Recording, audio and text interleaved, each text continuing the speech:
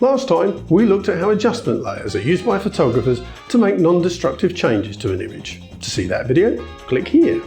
Today, we're going to refine that technique even further using masks. First, I'll introduce you to a few of the basic techniques masking is used for using the photo of Maya we saw last time.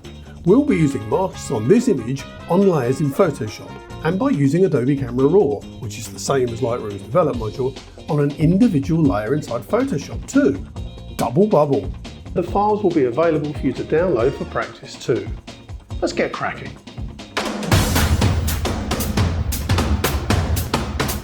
Coming from a graphic design and animation background, masks were one of those things that always confused me when I saw them in Photoshop.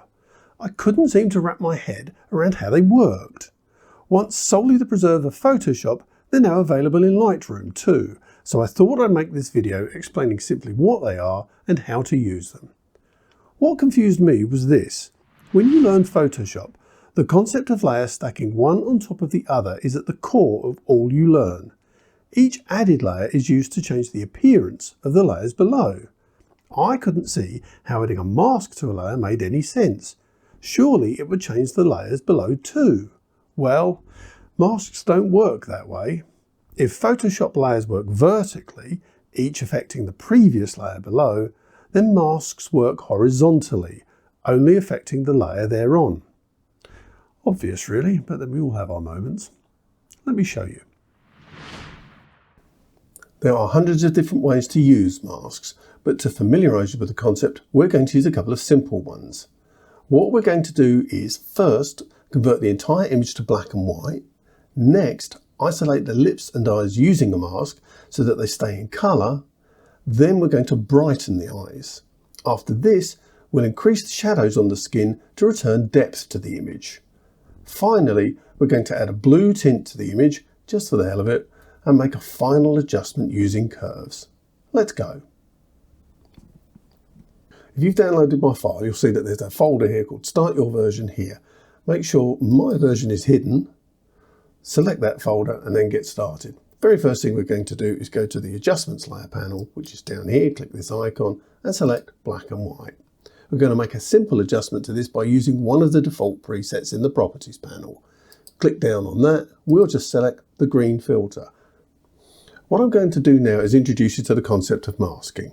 This white little square that's on the right of the layer is the mask. If it's white, you can see absolutely everything that you've done to the layer. In this case, we've made it black and white, so you can see that the entire image is black and white.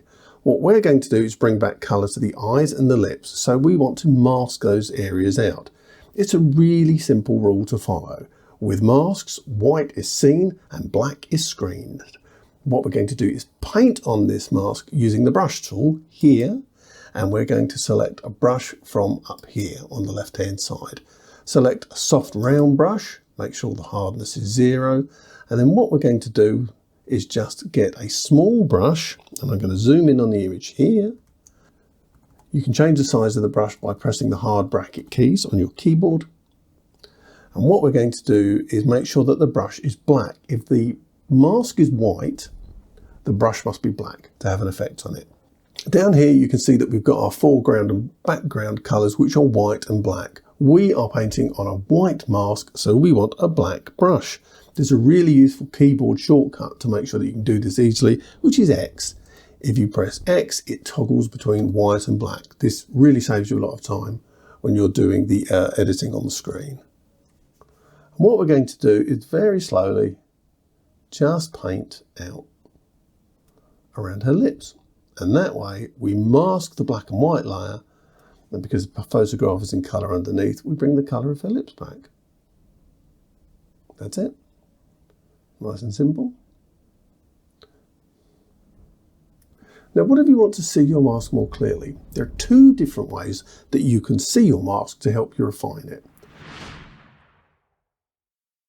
The first is Alt-click. Simply hold down the Alt key and click on the mask itself, and you'll see that what you actually see is the black and white image that is the mask. You can see here, for example, that I've missed parts of the lips, so it's a really useful way to go inside the mask and just make sure that you haven't missed the part with your brush strokes. One of the best ways to do it is to hold Alt and Shift down and click on the mask again, and then you'll see that the mask highlights while the image is still on the screen. This is really good for refining the edges of the mask. If we zoom in here, I actually haven't done too bad a job, but you can make your brush smaller by pressing the square bracket keys, and you can refine the edges very carefully. You can give this as much or as little time as you like. And I think that looks good. If you hold down Alt and Shift again, click on the mask, you can see that that's looking really good now. Let's go up and do her eyes. I'm going to zoom right in on her eye here. And I've got a brush that's about 25 pixels in size. When you do eyes, I would advise leaving the pupil alone. It's black and you don't want to lighten or change the colour of it in any way. And just get your brush and paint around the iris here very carefully. You can do it quite quickly. It works better if you've got a pen rather than a mouse. A mouse is quite difficult. You're used to it, but it is quite difficult. And just paint around here till you've got that eye back. I've gone over into the eyelid here. So what I'm going to do is reverse my brush by pressing X. So it's a white brush. And I'm just going to paint over that so that that is no longer in colour. Let's go over to the other eye. Make sure my brush is black again by pressing X. And then just paint around the pupil, the iris, sorry, here. There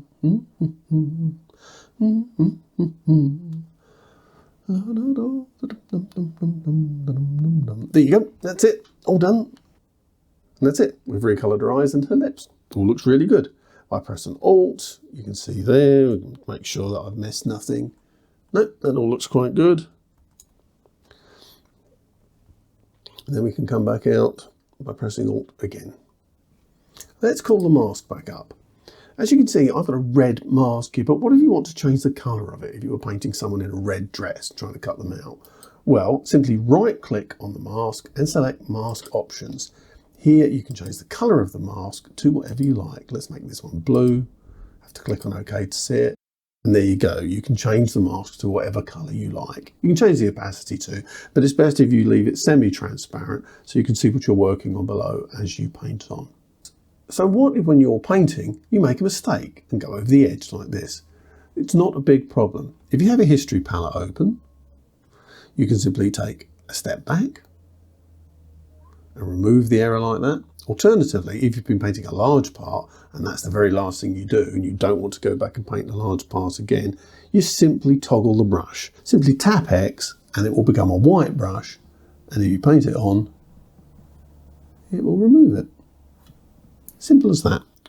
Remember, if white is seen and black is screened, and if you've gone over into the face around the lips, then you simply change the colour of your brush and paint using that. Press X on your keyboard to switch between a black and white brush. Now, I think looking at this image that her eyes are a little dark and I want to brighten them to give them a bit more sparkle. So next what we're going to do is brighten the eyes with curves and a mask. It's as simple as this. Bring up a curves layer. And what we're going to do is go up to the curves layer here. And I want you to raise it from the middle, just raise it upwards. And I really want you to overdo it. If you look at this picture now, it's completely overexposed. Now, obviously we don't want the whole layer to look like this, but remember, white is seen, black is screened. We've brightened the entire layer. What we're going to do is invert the mask, i.e. we're going to make it all black. And you simply do that by pressing Control or Command I on your keyboard. Now it's all disappeared, and guess what we're going to do? This is a black mask. We're going to make our brush white, and we're just going to paint around the eyes. Let's come back in here. Zoom in. I'm going to get a small brush. And because it's a black mask, we'll use a white brush, paint in like this, and you can see that the eyes get very bright. I'm going to make my brush a little smaller to go over the top here. That's it. That's pretty good. Let's move over to the other eye. I'm going to do the same thing at the top there. Make my brush a tiny bit bigger. Go around the edge, very careful. Now, once again, if you go wrong, like this, you can either step back on the history palette. If, like me, you've done it all in one stroke, go back there, simply toggle your brush to it's a black brush, and then just remove the area where you've made the mistake. This is also a good way of sort of refining edges very closely. You can see how it works. Okay, let's bring the image back to full screen, and as you can see, she looks completely insane. Now, there are two ways you can alter it. You can either go back to your curves panel here and change the curve itself till you get it to where you want. I find that's a bit hit and miss, so actually I find the easiest thing to do is to leave it a little over the top and instead change the opacity. If you highlight the opacity here at the top and then use your up and down keys on your keyboard, you can bring the opacity up and down. What I tend to do is bring it back to 0 so that there's no effect at all, and take it up to say 50. Now I think that's looking a little bright. Let's zoom in and have a closer look. I think that's still looking a bit like a Wolverine in the night caught in your car headlights. So let's bring it down. I think 30% is good, and if you want to check how different it is from when you started, simply look at your layer and click the eye icon on and off here. I think that's okay, but the nice thing about Photoshop is if you come back in an hour or two and look at it again and think it's too much, you can simply take it up or down again. That's the beautiful thing about working with layers. So that's the second change we've made. Now, in the last video, I complained that the initial image was brightened too much, causing Maya's skin tones to look a little flat. So let's return the lost shadows to the skin areas only. We don't want to touch anything else on the screen. Now, we could do that in the same way we've been working up to now. Paint a mask highlighting the skin areas, alter the shadows, etc. But that's quite a complicated mask to make and would take a bit of time. In a previous video, I talked about how you can access the RAW interface in Photoshop. It's the same thing as Lightroom's Develop module. And we're going to do that now because the RAW interface has some excellent masking tools that have been added fairly recently. And these make these sort of selections a breeze. To do this, we're going to make what's called a stamp layer by pressing Ctrl, Alt, Shift and E, Command and Option on a Mac. This creates a new layer with all our changes on it up until now. In some circumstances, you'll find that the layer isn't being created when you use this shortcut. To remedy this, simply add a blank layer on top first, and then try the shortcut again. Happiness will then ensue. What we're going to do is make this layer into a smart object, and you can do that by going up here to Layer, Smart Objects, and Convert to Smart Object. The other way you can do it is by right-clicking on the layer and choosing Convert to Smart Object up here. You know you've created a smart object when you see this icon in the right-hand side of your image. Then what we want to do is go to Filter and choose Camera Raw Filter, which opens up Adobe Camera Raw inside of Photoshop. I'm going to make this full screen. When you do this, you'll see that the masking options appear, including this incredibly useful People option at the bottom. This is a recent addition to both Lightroom and Adobe Camera Raw, which speeds up editing enormously. By clicking on the image, the menu changes, allowing you to select the entire person or simply the parts you want to alter. Select face skin and body skin and you will see that the mask does a pretty good job, even excluding her jewellery and the straps on her dress. Once you've selected both of those, click the Create button and the masks are created up here. If you want to refine this mask even more, for example, you can see there's a small area here where the mask goes outside of her skin, also here. Choose the relevant mask, click on Subtract, and use the brush tool. Then you can simply paint over the area that you don't want to appear in the mask, and it disappears. This area here is on the face mask, so again, click on that, click on Subtract, use a brush. You can change your brush sizes down here. I've got a very small size brush of 1 pixel, and then simply just paint away the unwanted areas you want. Whilst you can be obsessive about masks and make them fairly exact, they don't need to be too exact, mostly depending on the circumstances. Now you could go down here and change the skin tones by using the exposure tool, but as you can see, it's a rather indelicate tool. Far better then is to leave that at 0 and use the shadows tool and just gradually reintroduce shadows. Again, there's no exact number, it's exactly as you want it, what seems good to your eye. But again, I would use a technique of starting at 0 where there's none, moving up to where you think it's excessive, checking the number, in my case it's 92, and then say going back to 50, looking at it there, or I think it's still a bit much, and bringing it all the way down. I'm going to settle on around 33 will do. I think that looks okay. When you've done that, click on OK, and you will go back to Photoshop. Back in Photoshop, you can see the camera raw filter below the layer. You can turn it on and off to see the changes, and you can even go back into it by double clicking on it, selecting your mask again, and making further changes if you wish. That is the beauty of smart objects. Next, we're going to give the image a tint. So I'm going to add a solid colour layer. I'm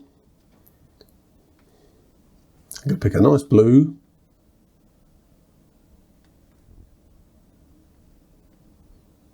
Which I think will go well with the image. And then I'm going to change the blending mode to soft light. Overlay for me is a bit strong. I'm going to go to soft light there. I quite like the tint that gives. And then you can change the opacity of that if you wish. This affects the strength of the colour, which I wanted to keep. So I simply added a curves layer to brighten it up. Curves are your great friend in Photoshop. I'm going to brighten the image back up. And there you have it. That's it. As you saw in the last video, global changes can easily be made to an entire image through the use of adjustment layers. In this video, I've shown you how further refinements can be made to very specific parts of an image by using those same adjustment layers and then adding the refinements of a mask. Using these two videos and their accompanying downloads, I would encourage you to familiarise yourself with these two techniques and then simply play with your own photographs. Layered editing is completely non-destructive, so if you mess up, you simply delete the layers with the errors and start again. Perfect. If you enjoyed this video, please give it a thumbs up, as it will help me more than you probably realise. Subscribe if you want to see further videos, and ring the bell to be notified as soon as new ones are available. Visit my website for blogs, info, and to see my photos, because once again, if you're going to take photographic advice from anybody, make sure they take good photographs. Those who can, share the knowledge. Stay frosty.